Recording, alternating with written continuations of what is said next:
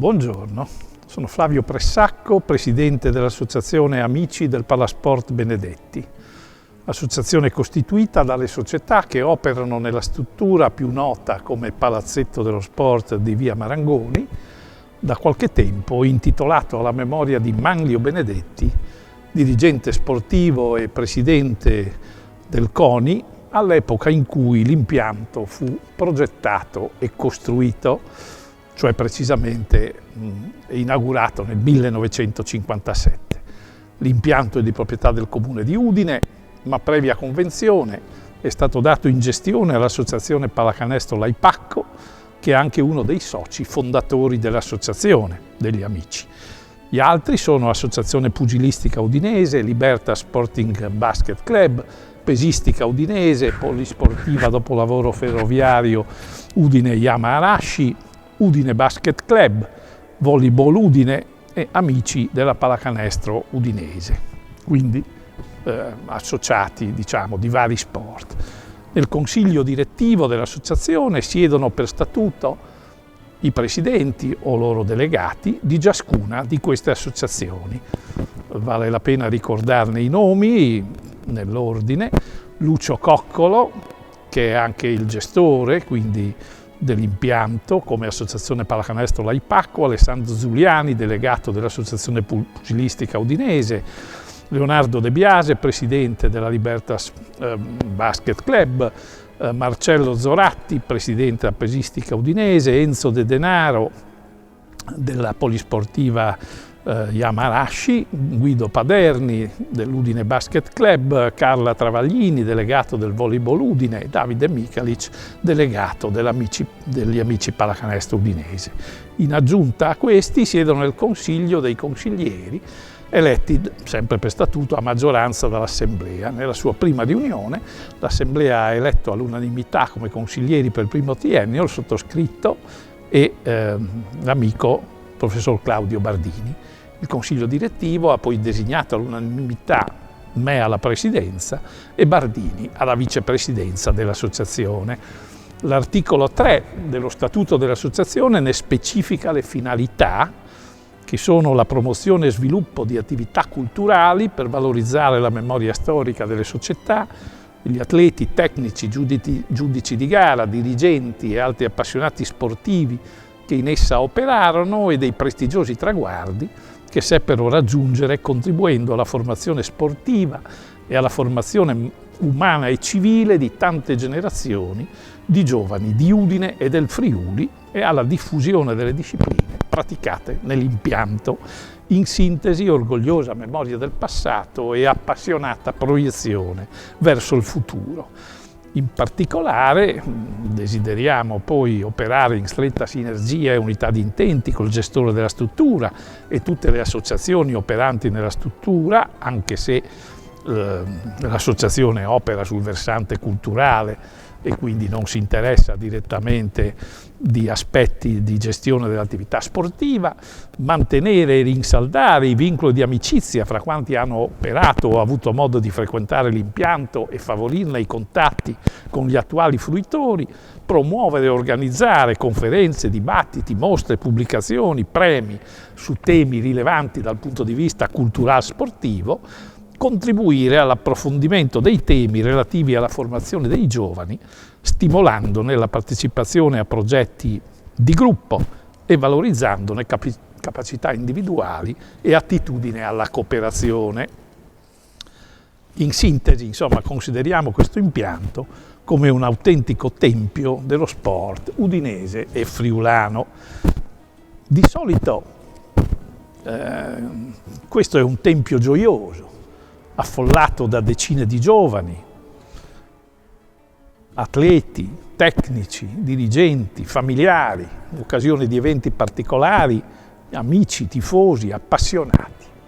Come oggi vedete, si può vedere, invece l'impianto è deserto. Sono le conseguenze, ovviamente, dei protocolli di doverosa osservanza dell'effetto del virus e dell'emergenza sanitaria, alla quale ovviamente tutti gli sportivi si attengono e si debbono attenere. Però in un tempo in cui lo sport tace, deve chiudere impianti, disdire eventi e attività, in questo inizio di primavera così dolce come clima atmosferico e così duro dal punto di vista sanitario, umano ed economico, vogliamo che il Tempio, questo Tempio, mandi un messaggio alle tante generazioni di fedelissimi dello sport e soprattutto agli anziani che sappiamo fragili e vulnerabili e dare loro un segnale di fraterna vicinanza, almeno virtuale. A loro abbiamo quindi pensato di dedicare oggi il prologo di un viaggio nel tempo e nel Tempio, una sorta di prima tappa virtuale di un cammino che grazie alla collaborazione con l'emittente che collabora a questa ripresa diventerà, così almeno abbiamo programmato, un appuntamento stabile anche in tempi in cui sarà possibile ritornare alle abitudini di appassionato coinvolgimento fisico che caratterizza le competizioni sportive e perché no anche gli eventi culturali. Per il momento è dunque un racconto per video, immagini fotografiche e interviste telefoniche a rievocare, almeno per sommi capi, da un lato la figura di Manlio Benedetti e dall'altro l'atmosfera dei primi tempi dell'epoca, quindi di quelli che oggi sono ricordati come gli anni del miracolo economico, dal 57, quando il palazzetto entrò in funzione, fino alla fine del decennio successivo, i mitici anni 60, appunto, del miracolo economico italiano. Per chiudere, un ringraziamento ai tanti che hanno già dato a vario titolo adesione al progetto e che saranno presentati in occasioni migliori, e un abbraccio virtuale a nome dell'associazione a tutti i telespettatori, con la speranza di averli ancora in futuro e a lungo come fedelissimi del Tempio dello sport friulano.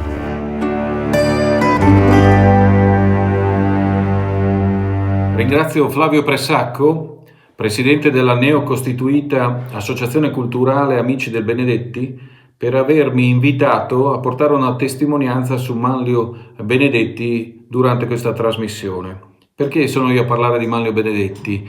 Perché io insieme a mio fratello Alfonso, mia cugina Mariangela e mio cugino Paolo siamo i nipoti di Manlio Benedetti. Manlio Benedetti è stato un ideatore sportivo di un frizzante dopoguerra udinese. Era commerciante, dirigente del CONI, presidente del CONI provinciale. Lui rivoluzionò il mondo dello sport nel capoluogo friulano a cavallo tra gli anni 50 e gli anni 70. La storia sportiva di Udine ha conosciuto negli anni numerosi protagonisti. Grazie alle loro gesta, intere generazioni hanno potuto sognare di diventare un giorno campioni o campionesse. Nel calcio, nella pallacanestro, nell'atletica, nella ginnastica, nella box e nel nuoto, la nostra città ha spesso portato alla luce personaggi in grado di riscrivere le pagine della storia sportiva locale, nazionale e internazionale. Tuttavia, se ciò è stato possibile, e lo è tuttora, lo si deve anche a delle persone in grado di rivolgere il proprio sguardo al di là dell'orizzonte, per il bene di tutti. Ecco perché quest'oggi mi piacerebbe ricordare alcuni aspetti di Manlio Benedetti, ideatore propositivo e attore protagonista, in grado di lasciare un'impronta tuttora tangibile nel mondo sportivo udinese, nel basket in particolare. Fondatore e presidente della prima società di pallacanestro a Udine nel lontano 1935, presidente del CONI per la provincia udinese dagli anni 50 fino ai primi anni 70, cofondatore del Panathlon di Udine, presidente dell'ASU, Associazione Sportiva Udinese di Ginnastica e Scherma, già fondata nel 1875, ideatore del Palazzetto dello Sport di Via Marangoni, costruito nel 1957 e inaugurato nel 1958, promotore del campo scuola di Paderno del 1959 e del polo natatorio del Palamostre costruito poi nel 1970. Benedetti diede il via allo sviluppo di numerose attività sportive alternative al calcio giocato, che già nel dopoguerra aveva come protagonista l'Udinese Calcio. Erano anni frizzanti. Benedetti, nato a Udine nel 1915, si muoveva a cavallo tra la sua attività di commerciante e di dirigente sportivo. Dopo il titolo di ragioniere, divenne titolare dell'omonima cartoleria con sede in via Mercato Vecchio, che si chiamava, ereditata da Alfonso Benedetti. La cartoleria si chiamava Alfonso Benedetti, praticamente mio nonno, uno dei centri più vivaci della città in piena ripresa dopo i tragici fatti della Seconda Guerra Mondiale. In via Mercato Vecchio, nel corso degli anni, la tipologia di negozi divenne alquanto variegata. Si passò dalla storica cappelleria Zagolin, la cui storia inizia già nel 1739, alla Casa della Musica di Francescato, al negozio di Querini, Marzotti, Calzoleria Triestina e Vigne alle Bomboniere, tra gli altri. Nel 1968 la vitalità della via fu tale che 52 commercianti del centro storico decisero di riunirsi attorno all'associazione chiamata Amici di via Mercato Vecchio. Benedetti ne fu presidente fino al 1971. Tuttavia la ripresa economica udinese permise anche uno straordinario sviluppo nel mondo dello sport. Negli anni 50 il centro sportivo della città era lo Stadio Moretti, palcoscenico formato da un campo da calcio e da una pista di terra ovale sulla quale gareggiava lo Speedway a fianco della storica birreria Moretti, a pochi metri dal Tempio Ossario. Qui venivano idolatrate le gesta dell'Udinese Calcio, che nel 1954-55 giunse addirittura a seconda in campionato dietro al Milan, mancando di appena 4 punti uno storico scudetto. Benedetti, che proprio in quel periodo dirigeva il CONI provinciale e che già nel 1935, lo abbiamo detto prima, aveva permesso la nascita della pallacanestro udinese con il sostegno dell'allora presidente della Federazione Italiana Pallacanestro Nazionale, il conte Giorgio Asinari di San Marzano. Benedetti intuì la necessità di costruire un palazzetto dello sport a pochi passi dallo stadio e dal centro della città. L'obiettivo era ospitare diverse discipline sportive, rivitalizzando le vie centrali di Udine. Fu così che nel 1957 sorse il mitico palazzetto di via Marangoni, inaugurato l'anno successivo. Il compianto Ennio Bon, dirigente FIP e presidente della FIP della provincia di Udine per tantissimi anni, in una delle sue interviste al Messaggero Veneto lo descrisse così: era un palazzetto diverso dagli altri. All'epoca i campi da basket venivano costruiti generalmente con una sola gradinata sul lato lungo del campo. Benedetti invece riuscì a trovare i fondi per ampliare gli spalti dietro uno dei 2 canestri, migliorando così la struttura. Grazie al suo carattere innovativo, il Palaconi, che lo stesso Bon nel 1981 propose di intitolare a Benedetti a un anno dalla sua morte, divenne il secondo teatro sportivo cittadino. Protagonisti tra i tanti furono l'Associazione Pallacanestro Udinese, con i suoi 3 scudetti femminili consecutivi, e Snaidero, con l'arrivo di Joe Allen e la promozione in Serie A. A questo punto si aggiunsero gli incontri di pugilato, sollevamento pesi, judo, volley, che crearono un ambiente stimolante per i numerosi frequentatori del palasport.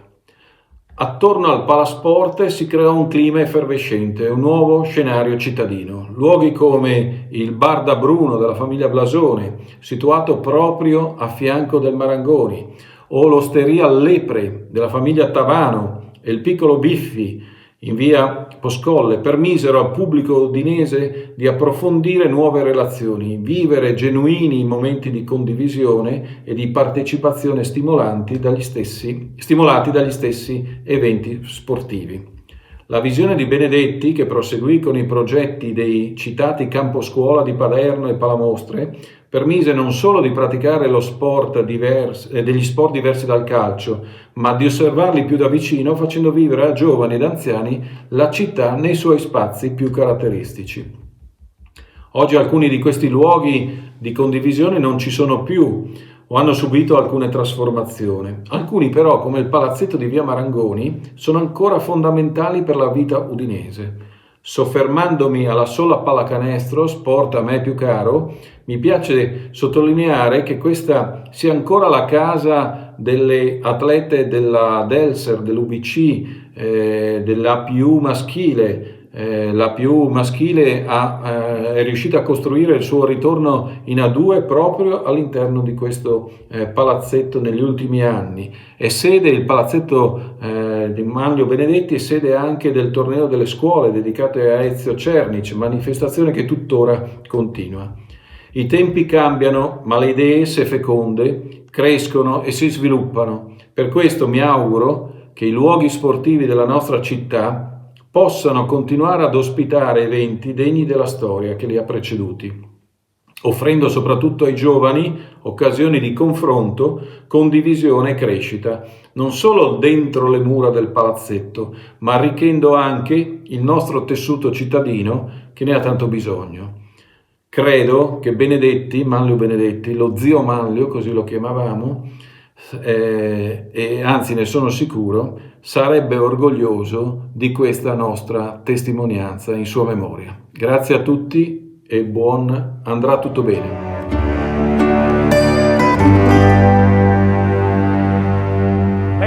In un certo senso era il simbolo stesso della modernità,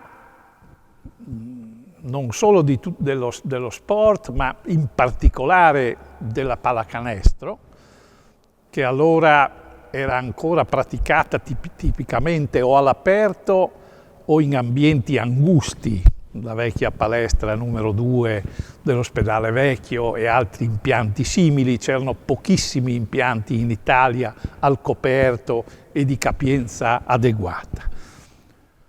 E questo dunque fu un segnale straordinario sia della tensione verso la modernità, insomma, dello sport, ma in particolare dello sport della pallacanestro, che voglio dire negli anni 50 era ancora, come dire, appunto, si chiamava ancora pallacanestro o pallacesto, e che avrebbe avuto poi un'esplosione positiva con le Olimpiadi di Roma del 1960, in cui la squadra italiana riuscì a qualificarsi al girone finale, favorendosi, essendo favorita in parte anche dal fattore campo, e quindi sfiorò perfino la medaglia di bronzo, e quello fu l'avvio di un processo travolgente che ebbe luogo proprio anche a Udine negli anni 60 e poi negli anni 70 e seguenti. Era senz'altro una classe, come dire, dirigente, di dirigenti sportivi che erano anche manager o imprenditori,